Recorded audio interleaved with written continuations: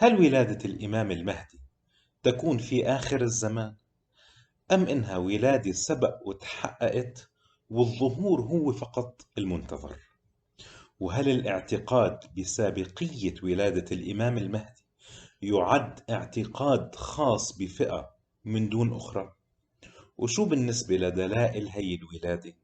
وبالنسبة لطول عمر الإمام المهدي بهي الحالة؟ برحب فيكم بهالحلقة الجديدة من سلسلة مأدبة الرب. حكينا بالحلقة الماضية عن حديث لا تذهب الدنيا حتى يملك رجل من أهل بيتي يواطئ اسمه اسمي يملأ الأرض قسطا وعدلا كما ملئت ظلما وجورا. ووضحنا بطلان لفظة واسم أبيه اسم أبي، وقلنا أنه اختلاف الآراء بخصوص الإمام المهدي يتمحور حول ولادته، هل بتكون في جيل الظهور أم هو ولد ودخل حالة الغيبة سنة 260 للهجرة وما زال غائبا حتى يوم الظهور بين الركن والمقام. وقلنا رح نناقش اليوم هذا الرأي ودلائله عقلا ونقلا. بالنسبة لإمكانية امتداد العمر، إنه هل يعقل إنسان يعيش قرون من الزمن؟ وهل يصح الاعتقاد بهيك شيء؟ طب ما هي عقيدة قرآنية يؤمن فيها كل المسلمين، ويؤمن فيها حتى غير المسلمين، بالنسبة لنوح عليه السلام والمسيح عليه السلام والخضر عليه السلام وإلياس عليهم السلام جميعا. هلا في اختلاف حول ظهور النبي إلياس والخضر، حول ظهورهم في آخر الزمان. أغلب الآراء بتأكد ظهور الخضر على أقل تقدير، وإن كان في خلاف أصلا هو يعني الخضر نبي أم لا، ولكن ما في خلاف حول امتداد عمره. وهي عقيدة مثل ما قلنا بالنسبة لهدول الشخصيات المرتبطين بآخر الزمان، عقيدة تشملهم جميعا. طيب ليش التعجب إذا كان الشخصية الرئيسية بالنسبة لآخر الزمان اللي هو الإمام المهدي ينطبق عليها نفس الشيء؟ هذا من الناحية الدينية. من الناحية العلمية، في دراسة صدرت العام الماضي عن منظمة بحوث علمية اسمها E-Life Sciences Organization. الدراسة كانت حول موضوع حمض نووي أو DNA ذاتي الإصلاح Self Repairing DNA. فحوى الدراسة بتحكي عن امتلاك الناس اللي عاشوا أكثر من 105 سنين لحمض نووي بيجدد نفسه بنفسه، ويمتلك القدرة على التجديد الذاتي. هذا الحمض النووي من الناحية النظرية قد يمتلك القدرة على التجديد الذاتي لمدى يستمر إلى مئات السنين.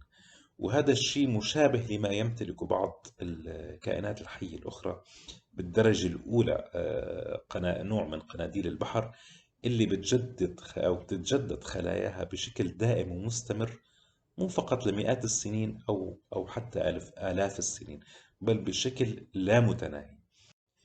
طيب من الناحية التاريخية، هل في شواهد على ولادة الإمام المهدي في القرن الثالث الهجري مثل ما قلنا بالمقدمة؟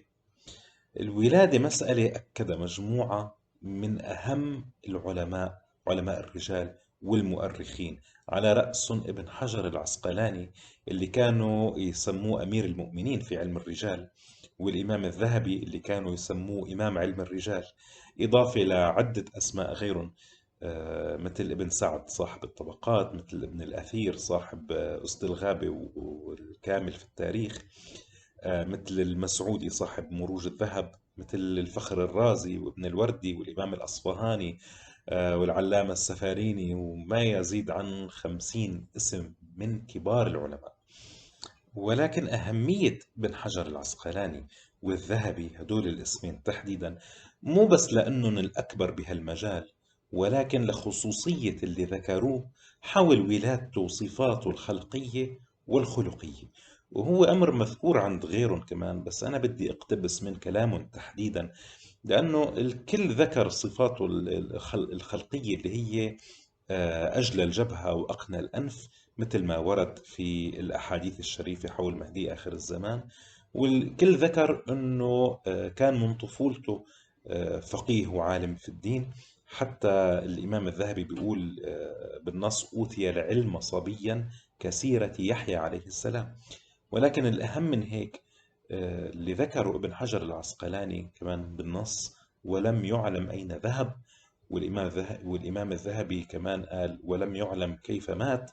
يعني ولادته ثابتة ووفاته غير ثابتة، وصفاته الخلقية والخلقية مطابقة، وهو من ذرية الرسول عليه الصلاة والسلام، بل ومن نسل الحسن ومن نسل الحسين بنفس الوقت.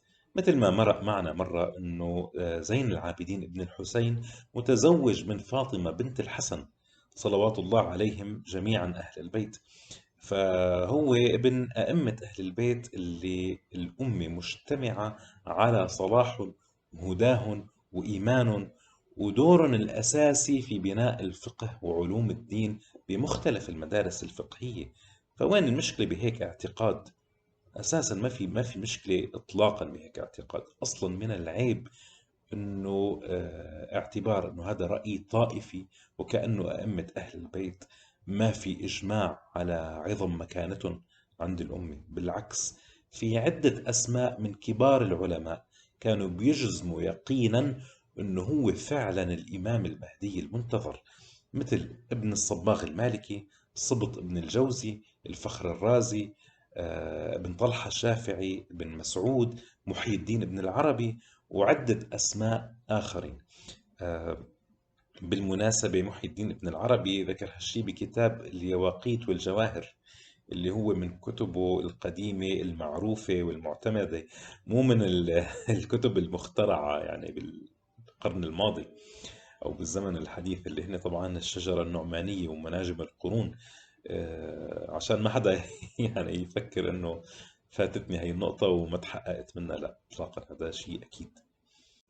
خلينا نأكد نقطة أخيرة، وهي انه الاحتفاء بالإمام المهدي بغض النظر عن المفهوم المقصود، سواء كان وليد الزمن المعاصر أو سواء كان مولود مسبقا ومخفي عن الأنظار كحال الخضر عليه السلام، هو احتفاء بمهدي آخر الزمان اللي بشر فيه الرسول صلى الله عليه وآله وسلم. واختلاف الآراء لا يعني اختلاف الشخص، هي سخافة. ونقطة ثانية: ظهور الإمام المهدي مطابقا لرأي دون الآخر لا يعني انتصار لفئة دون الأخرى، لأسباب جدا بسيطة. أولا، الأحاديث الشريفة بتقول أنه يؤلف الله به بين أمتي بعد شحناء أو بعد عداوة بينهم. يعني هو دوره توحيد الأمة تحت ظله الشريف. وإذا منلاحظ المبايعين، شي من بلاد الشام، شي من اليمن، شي من العراق، شي من مصر. طبعا يعني قلنا أنه المقصود بمصر بهالحديث أهل غزة طبعا، يعني هذا الشيء ذكرناه ببداية السلسلة. يعني على الأقل في أنصار من ثلاث مدارس فكرية وعقائدية مختلفة من الأمة. بس مو بس هيك، الراية المناصرة للإمام المهدي تخرج من خراسان وتحط في إيلياء أو في بيت المقدس. يعني هذا بيدل على وحدة الصف بين المناصر والمناصر. وطبعا قلنا أن الأمة تنتهي إلى فسطاطين: فسطاط إيمان وفسطاط نفاق، وهذا الشيء اليوم صار واضح.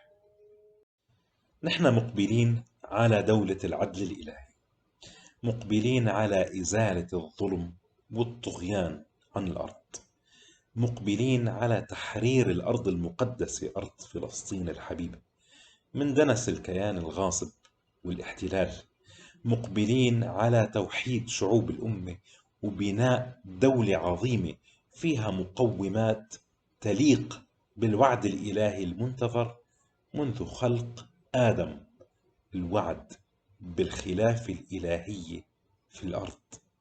فاللي نحن مقبلين عليه أكبر بكتير من أنه يكون في تسجيل نقاط عند الظهور لفئة أو طائفة من دون أخرى.